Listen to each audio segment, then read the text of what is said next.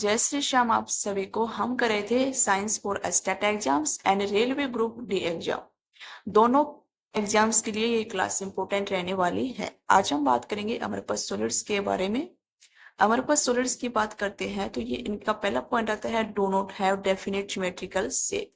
देखो, जो हमने कल बात की थी क्रिस्टलाइन सॉलिड्स के बारे में, क्रिस्टलाइन सॉलिड्स की बिल्कुल अपोजिट क्या होते हैं, अमरपथ सॉलिड्स। ठीक है, क्रिस्टलाइन सॉलिड्स की हमें पता है कि डेफिनेट ज्योमेट्रिकल शेप होती है, वहीं अमरपथ सॉलिड्स की क्या हो जाएगी, इनडेफिनेट ज्योमेट्रिकल शेप।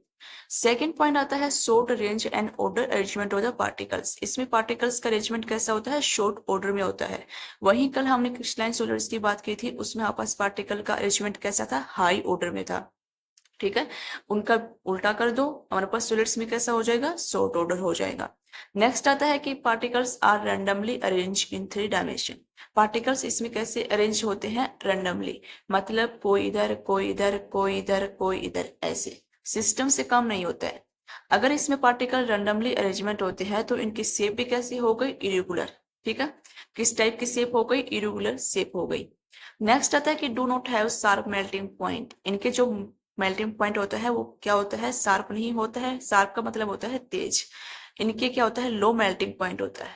ठीक है, नेक्स्ट आता है दे आर आइसोट्रोपिक। ये कैसे होते हैं, आइसोट्रोपिक। आइसोट्रोपिक का मतलब प्रॉपर्टी सभी दिशाओं में एक समान होती है।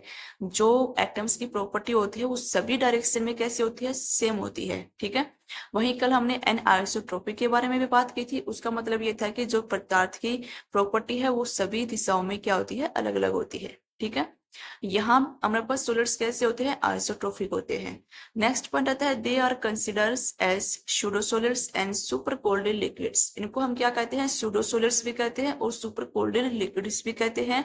सूडो सॉलिड्स का मतलब क्या होता है कि जो दिखने में तो ठोस सॉलिड दिखाई देते हैं पर वास्तव में वो सॉलिड नहीं होते हैं, क्या होते हैं, लिक्विड होते हैं। ठीक है, उन्हीं को हम क्या बोलते हैं, pseudo solids and super cold liquids.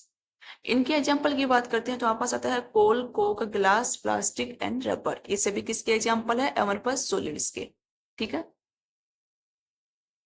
Next हम बात करते हैं तो हमारे पास आता है कोल एंड कोक के बारे में। कोल एंड कोक की बात करते हैं तो जो कोल होता है वो किस प्रकार से बनता है, जब प्राकृतिक रूप से चट्टानों के नीचे जो लाखों वर्षों में मृत पौधों के सड़ने से बनता है। जैसे जैसे हमारे पास लाख लाख वर्ष में जब चट्टानों के नीचे जब मृत पौधे या मृत जीव, कुछ भी लगा लो आप, जब चट्टानों के नीचे हमारे पास ये दब जाते हैं तो इनके सड़ने से हमारे पास क्या बनता है, कोयला बनता है। ठीक है, यह मुख्य रूप से कार्बन से बना होता है। किससे बना होता है, कार्बन से, लेकिन इसमें हाइड्रोजन, ऑक्सीजन, नाइट्रोजन अन्य सभी तत्व होते हैं। कोक की बात करते हैं तो दूसरी ओर जो कोक होता है वो कोल को उच्च तापमान पर गर्म करके बनाया जाता है। ठीक है, कोक कैसे बनाया जाता है, जब हम कोल को गर्म करते हैं तो उससे हमारे पास क्या मिलता है, कोक मिलता है। ठीक है, हम बात करते हैं तो आपस इसमें जो कोल होता है वो प्राइमरी फ्यूल होता है और जो कोक होता है वो सेकेंडरी फ्यूल होता है। हमें पता है कि हम जब कोल को गर्म करते हैं तो हमें क्या मिलता है, कोक मिलता है। तो इसलिए कोक क्या है, सेकेंडरी फ्यूल है और कोल क्या है, प्राइमरी फ्यूल। क्योंकि वहां पास ये नेचुरली हमें इन्वायरमेंट में मिलता है।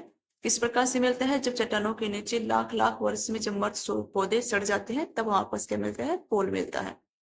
ठीक है, अब नेक्स्ट हम बात करते हैं तो हमारे पास आते हैं कोल के टाइप। कोल के टाइप की बात करते हैं तो इसके हमारे पास 5 टाइप है। कौन कौन से, फर्स्ट आता है हमारे पास पिट, सेकंड आता है लिग्नाइट, थर्ड आता है सब बिटुमिनस, फोर्थ आता है बिटुमिनस, फिफ्थ आता है एंथ्रेसाइट। ठीक है, फर्स्ट हम जब पिट की बात करते हैं तो ये हमारे पास क्या है, initial stage of coal formation. Coal बनने का प्रथम चरण कौन सा है, पिट। ठीक है, इसमें जो कार्बन कंटेंट होता है वो सबसे कम होता है जबकि मॉइस्चर क्या होता है, सबसे ज्यादा होता है। ठीक है, कार्बन की संख्या सबसे कम किसमें, पिट में, और मॉइस्चर किसमें ज्यादा, पिट में। ठीक है, और ये क्या होता है, सॉफ्ट होता है। ठीक है, यही यहाँ पास इसके बारे में 3 इंपॉर्टेंट पॉइंट बन रहे थे। कौन कौन से, कार्बन कंटेंट सबसे कम, मॉइस्चर सबसे ज्यादा, और क्या होता है, सॉफ्ट होता है। ठीक है, सेकंड आता है लिग्नाइट। लिग्नाइट की बात करते हैं तो हम इसको भूरा कोयला भी कहते हैं, ब्राउन कोल भी कहते हैं। ठीक है, ये लो ग्रेड का कोयला होता है। ठीक है, निम्न श्रेणी का कोयला। ठीक है, बिजली बनाने में जिसका हम यूज करते हैं।